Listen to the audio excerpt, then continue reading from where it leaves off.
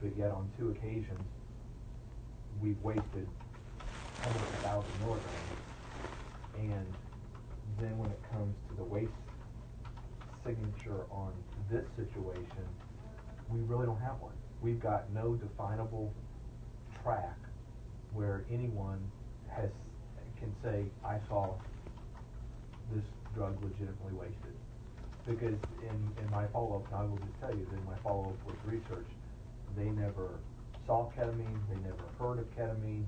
In fact, they said if ketamine would have even been considered, they would have told you no, because they're not going to let you give a drug in their ED. Well, and I respect that. It wasn't my intent to give it in their ED. My intent was to give it in the event that he got combated between the back of the ambulance and, going through the ED. Come on, Tony, that's 10 feet. I understand what you're saying, Paul. It's 10 feet. When you're finding something in the parking lot, I don't want to have to go to the ambulance to drag the drugs I need out of there. But let me stop you there. Before you say anything else, according to the interviews with Bridget and Jake, basically not unconscious, but laying on the cot, not fighting anymore. After the fight that came up, right. Once you were at the hospital, remained on the cot. The description given by the nurse who took patient care was basically responsive to painful stimuli. Basically rolled over. No combative, no movement, no nothing. So, based on the report of both the hospital staff and our staff, there was no behavior to even indicate that ketamine was necessary. In hindsight, that is correct.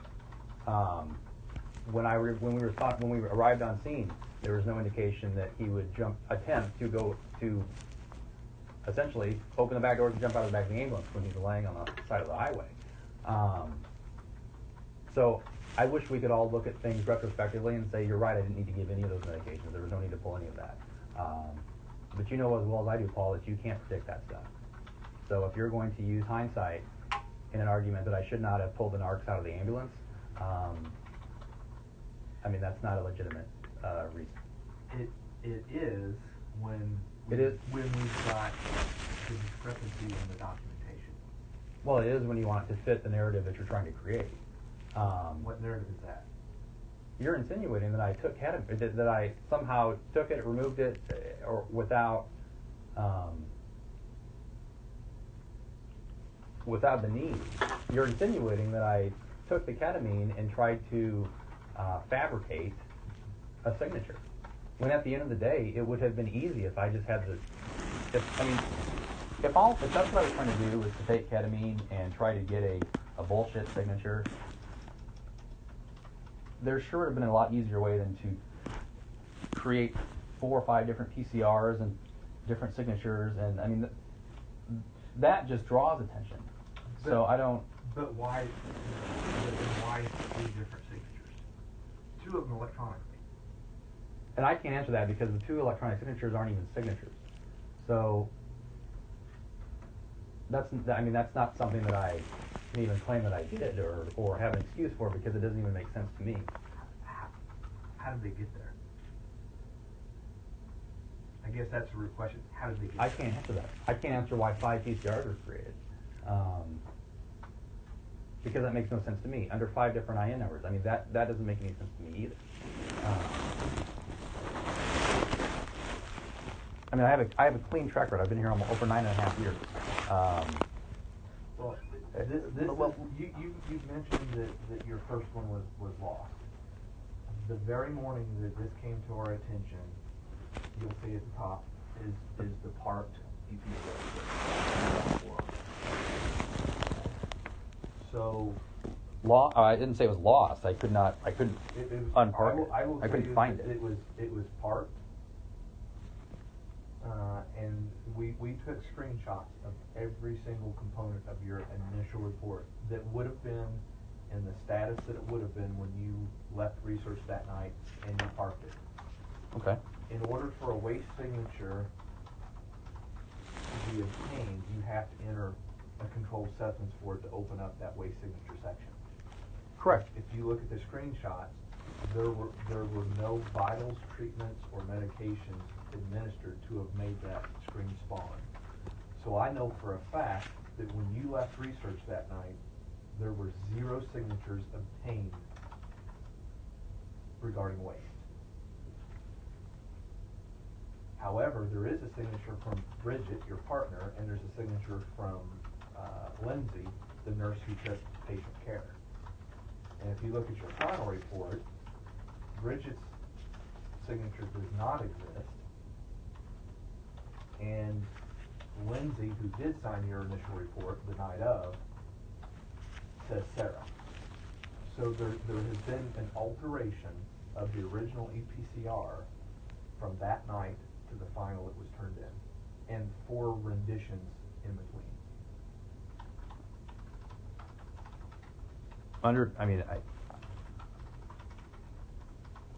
I don't have a legitimate answer or response because I don't know why there's all these different EPCRs.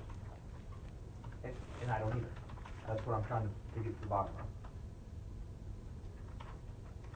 There's different run numbers because there were two numbers pulled from this incident, the initial and the second one. The run numbers are the same. Well, I guess that's what confused me then, because I remember at the end of the night I took a snapshot of that screen before I parked everything, so I had the run numbers from that night.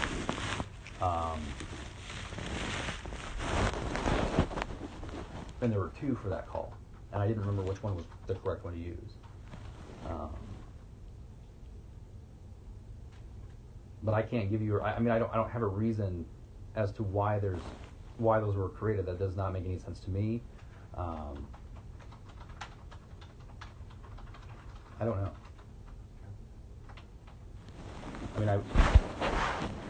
If you're insinuating that the narcotics were purposely, well, you are, because that's what you said with the previous one. If you're trying to create a narrative that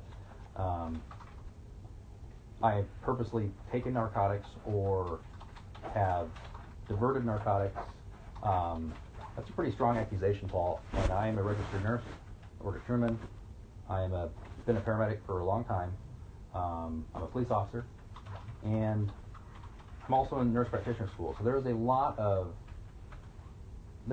of components to my professional life and which I consider my professional life and my career is what defines me. There is a lot of things that come into play here that I'm not stupid. I would not do something. I would not do something like this that clearly would get attention or create speculation and doubt that would jeopardize those. It would put my law enforcement, nursing, paramedic license at jeopardy, as well as my nurse practitioner potential at getting that licensure. So I don't have a reason for what you're questioning me for. I don't know, because I'm just as confused as to why there's 4 or 5, whatever, different ones as you are. I guess what I can tell you is the signatures I got at the time the signatures I got after the fact were because I wanted to get the signatures that were missing taken care of, because this obviously is an issue. And I guess I didn't know the best way to go about doing it other than what we've done in the past and getting signatures after the fact and doing what we need to do to close out the report. As for those previous incidents, all I can do is speak to memory. If there was any question about it, I guess I don't know why it's suddenly being brought up now. Well, it's being brought up now because as part of the investigation, you went backwards. Sure, no. Okay.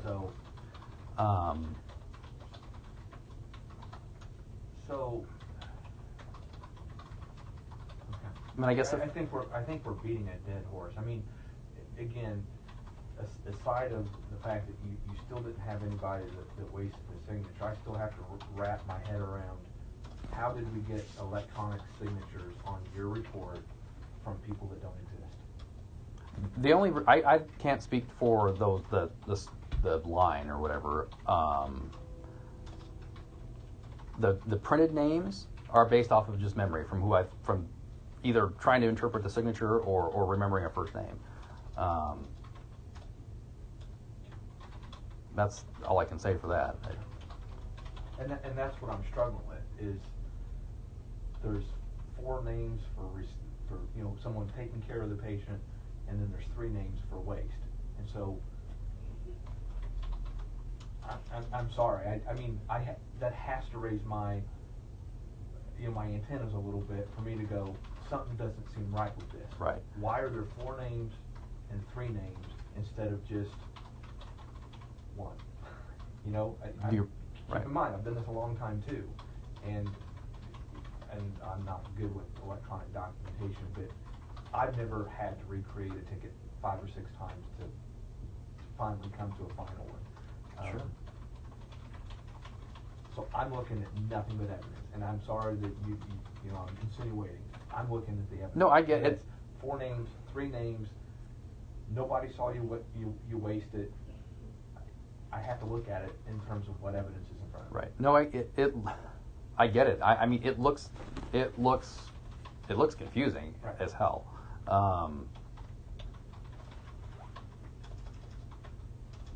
I don't know. I don't have an. All I can say is when I went in an attempt to finish these PCRs, this one in particular, when I would try to pull it up, it would either not be there, or then it would pull up one that I created to finish the one because I couldn't pull up the original. It wouldn't be there would not be the correct one. So then multiple ones got created inadvertently trying to find the correct one. I know probably on the majority of those, I tried to upload the CAD information, which created an additional ticket, and it would not load. So I had to manually get the times and type them in, I think is what I ended up doing with the final one.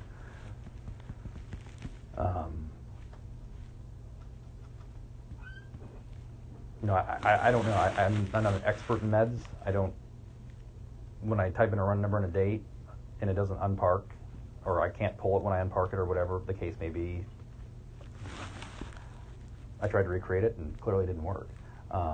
As far as recreating signatures, I don't do that. I mean, that's not.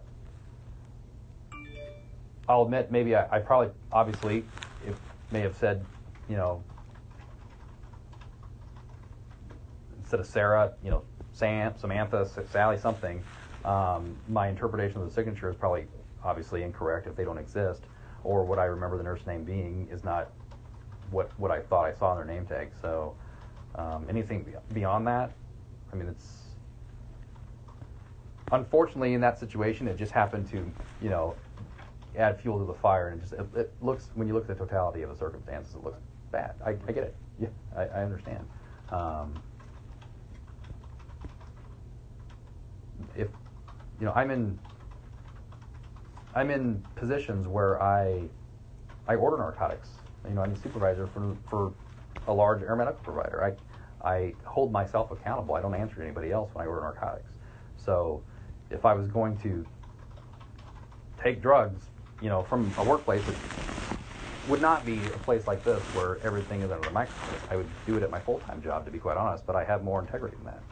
I wouldn't risk everything to steal a vial of ketamine, for God's sakes. I got a doctor that could write me a script for whatever I wanted, really. I mean, it's not who I am as a person.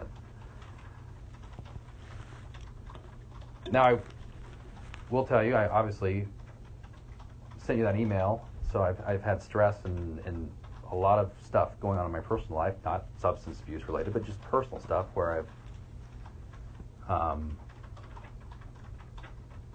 just needed some time away from work. Compounded that with work, being up for 30 some hours. Yeah, I mean, I've probably made a few errors in my PCRs as far as recreating ones that didn't, under the wrong run number or whatever, but I don't have a reason that's going to justify all this, because I don't can't justify it myself. I don't understand what happened.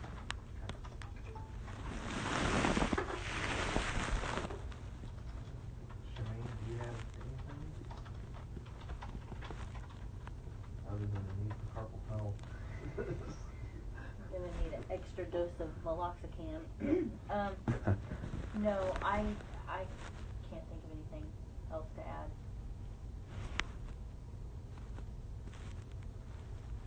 Alright, so as far as I'm concerned, I'm finished. Okay. So, do you wanna correct those and have him sign those now, or? Probably It's okay. gonna take me a little while to go back through here and do this.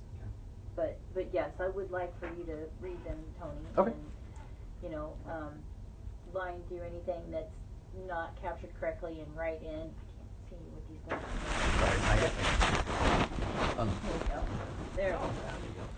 So, but yeah, it's gonna take me a little while to get these in order. Sure. So, I mean, I want you to have a chance to read them, line through anything that's wrong, write in whatever your correction is, so that these are an accurate as possible a reflection of. One thing we didn't address is the delay in the you know, from the original call to when we completed the PCR, and I think that's a very important factor as to why there was at least the time delay, and I think that should be included in this. So, Specific to what? well, just why this, you know, took so long to, why it was drawn out for so long from. You completing the report? Yes. Or? Correct. Because it looks like I just kind of let it sit around on the back burner and Well, let things kind of. there was, I kind of wondered about that myself, but, we had, if you look at, you had one that was created on the 8th, you had two that were created on the 9th, 2 hours apart from one another. You had one that was created on the 14th at 3 o'clock in the morning. The 14th at 3 in the morning, which would have been. Which is the one that you finally turned in on the 19th. So, and therein lies my point, is there's all these weird dates and times and recreations that don't make any sense to me. This one on 9/14 was created at 3:45 in the morning. I don't even know that you were here. You weren't even here, so you had to have had a laptop. So if you remember, you took the laptop on the 13th, and you brought it back on the 14th, I believe. I did. I took it to research. So I guess this would be a good place to, you know, to start where we left off as far as the time frame. That would have been the 13th I took the laptop, so that would have been the 13th. Sometime in the afternoon I came in to finish and these reports, or that report. I grabbed the laptop, went to research.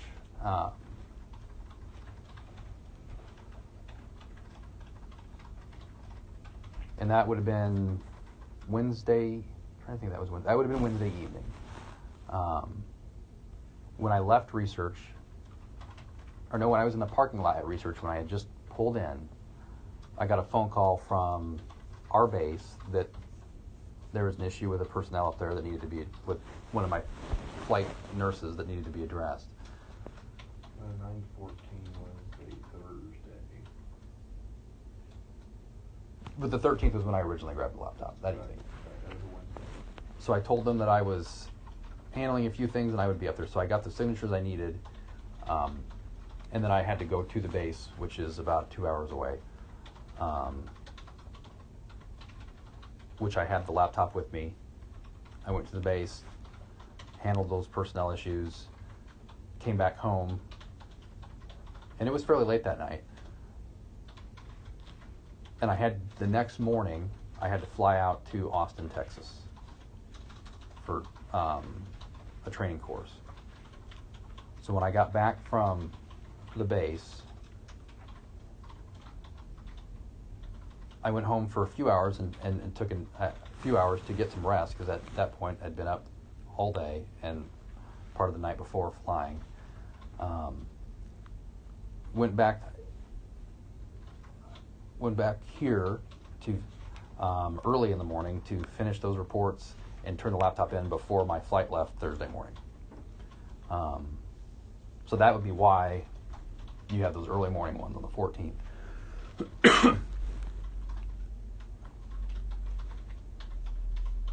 And then, so I sat here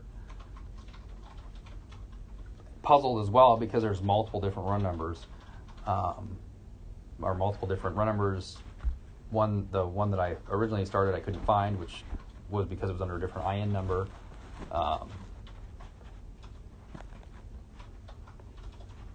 And I don't remember which one it was, but I had completed the narrative, completed the vitals, whatever else, and there were missing times. I went to upload the missing times from the incident, and it said upload. It said it had completed or whatever, and I went and opened that up, and everything that I had done again was not there. Looking back on it, it's probably because I opened up the wrong one, because now we have multiple ones on there. And at this point in time, I had about an hour or so before I needed to get home and catch my flight. So I told Tyler, I said, well, I've been here for the last however long trying to get this done, and I tried to upload times, and now it cleared everything else out. So now I'm stuck where I need to leave. I've got to fly out to Austin, so I will let Sheila know, or I think I said, let Sheila know that I get back Monday, and I will come back Monday and get this done for the second or third time.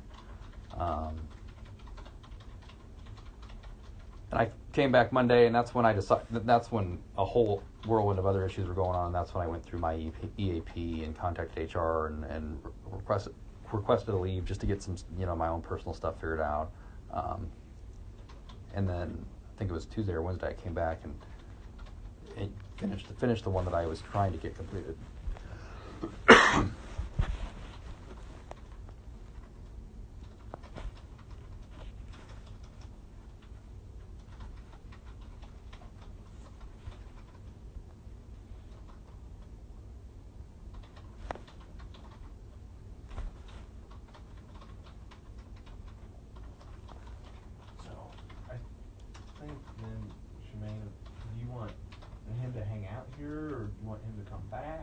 Are you available to come back this afternoon?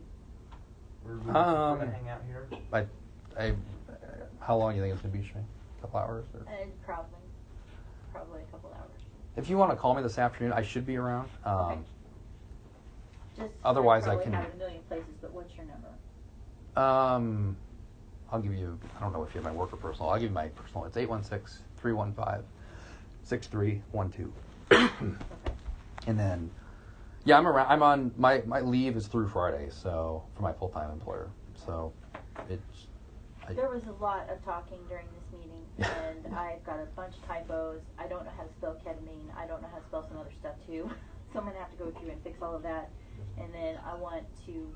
It needs to make sense to me, and right now it doesn't make sense to me. So I need a little bit of time. So I will call you. I'll work on this, and I'll call you as soon as I'm done. If you're available, you can come back and review it, and make whatever corrections you think are appropriate, and we'll go from there. I guess so. I guess my question is: so what's? Am I suspended? Am I? I don't understand. I guess what do we do? What do we do from here? Until we complete everything, you're probably going to be on a leave of absence. Okay. You're part-time, so you're just not going to work. But we have to finish that. I don't know what the next step is because, when we look at the fact that we've got an inconclusive drug screen, let's just say this, everything in totality, multiple signatures, the whole stuff that I went over, it doesn't look favorable, Tony. I mean, it just doesn't. No, I agree. I mean, I agree. I agree with you. It's a shitty situation to be in. If things looked differently, and you know what, it sucks all the way around. No matter what the outcome is, it sucks all the way around. But I will tell you that we're required, and you probably know this, we're required by law. Anytime that we even suspect a diversion, sure, we have to report it to the BNDD and the DEA and all that. Otherwise, we're up shit creek. No, yeah, no, So, so so that all has actually already taken place, just so you know. And we'll finish the investigation and follow back up with them with what the findings are. So, but we'll let you review that, sign that, and maybe by your own email, you said you probably weren't going to pick anything up for a couple weeks anyway. So we'll. Yeah, I mean, my plan wasn't through at least probably So the end of the month. So my plan is to have this all finished up here real soon. I guess I'm not familiar with the process of report. You said the DEA and who else? BNDD. I don't know DEA. who's the BNDD? Bureau of Narcotics and Dangerous Drugs. The state Oh, level. okay, gotcha. The DEA is federal, BNDD. So when you report, there's a statute that says that anytime there's even a perceived diversion, they have to be contacted within 24 hours. Sure. So, and then on their checklist it says, has DEA, been notified, because they're required to have that too. So, that's all the mandatory stuff. So. So I've never been involved, I guess, with that side of things.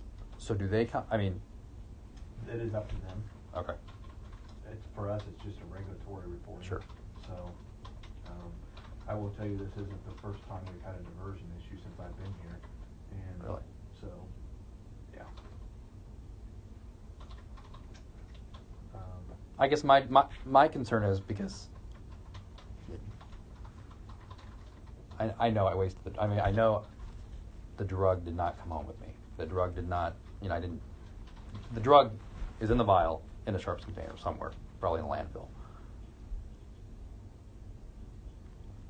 I guess my only concern is if the investigation is still inconclusive or there's doubt, I'm concerned of any sort of negative remarks being taken on my nursing license, my paramedic license. God knows what the Missouri Post would think about it, so. I know. So, and my final report to BNDD, because I have to do a final report, right, is not going to say this person did this. Okay. Mine is going to be these are the facts that we found. And unfortunately, the facts are that we have 6 different EPCRs, 4 different names of people on your reports that you authored. Right. That were signed by people that don't exist, and 3 different receipts for waste, all with people that didn't actually see waste. And so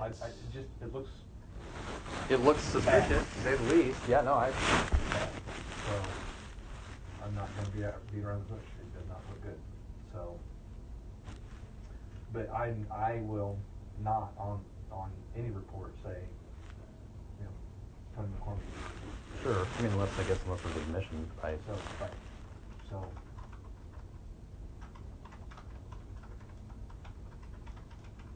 And that's why I'm wanting to be so detailed with the questioning here, to make sure that you had every opportunity to tell me, where did Heather come from, where did Sarah come from, where did these names come from? Yeah, and like I said, it's all off memory.